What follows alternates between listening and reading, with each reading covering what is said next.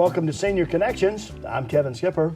And I'm Janet Halliday. Today we're talking about the different levels of care for seniors and parents. And Kevin, you have some experience with this. Well, you know, when I was going through this with my parents, I felt almost like the parent who looked at his teenager and said, you know, I've never had a teenager before. I'm sorry I had to learn it on you. And so with mom going through these levels, it just never dawned on me, you know, that you progress as you get older in these levels of care. And each of that is a different set of decisions. It's a different level of expenses. And if you know the levels, you can kind of pace yourself as you go through and make some planning accordingly. Joining me today is senior expert Steve Parrott. He's with RetireEASE, and he helped me at one of those phases along the way, and we wanted to bring him on so that you know the great services that he provides at RetireEASE. And Steve, welcome to the program. Thank you, Kevin. Thank you, Janet. Glad to be here. Well, you know, there are some folks that are watching today who they've never been through these levels of care, and they felt about as oblivious as I did. And so tell us about RetireEASE and which level of care do you actually work with families with? Well, RetireEASE is a non-medical home care provider. It's one of the fastest growing industries in the country. As seniors age and begin to move through the spectrums of care, oftentimes mom and dad start to age to a point where they need some in-home help or assistance for safety, for peace of mind, chores, or maybe even some personal care activities. So we try to help design people to stay at home and stay independent for as long as possible. And so that key area is non-medical. Now, and you help my mom with that.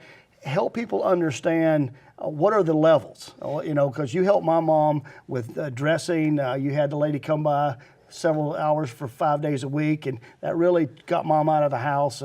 But what are the other levels? There's many facets to that. One of them is the entry point, which most families start with just a few hours a week of caregiving in the home. And oftentimes that can last for many years if it's a gradual process. Oftentimes, Kevin, you know, there's a significant or acute condition where, you know, people have to make a decision between stay at home or move to a facility.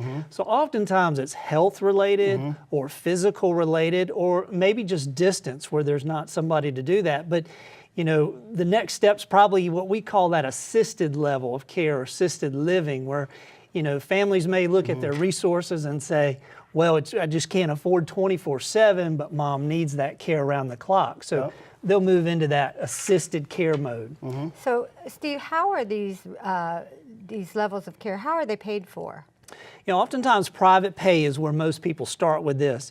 You know, as the funding in our country, funding for health care is being evaluated pretty aggressively.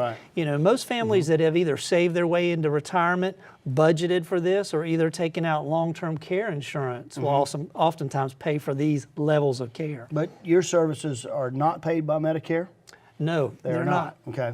And so, but what I find sometimes is that do you find some people can wait too long before they have someone come in with your services? And that's typical. Most families do wait too long before they start at the level that they want. You know, it's very difficult when mom and dad have to make that, or the kids have to make the choice for mom and dad to put them in a nursing home. That's a really difficult change of life for most seniors. But it's because they didn't start with maybe just a little bit of help along the way, and they've gotten to that point where the nursing home is their only option. And I would just say to those viewing financially, if you wait too long, this level of service is a lot less expensive than going to the next level of service, and because parents can decline here and not get help, and then decline here, they need more help. It's really wise to get someone in the non-medical space in to do things like dressing, running errands, buying groceries, making sure they're taking their medicines, all the things that you do.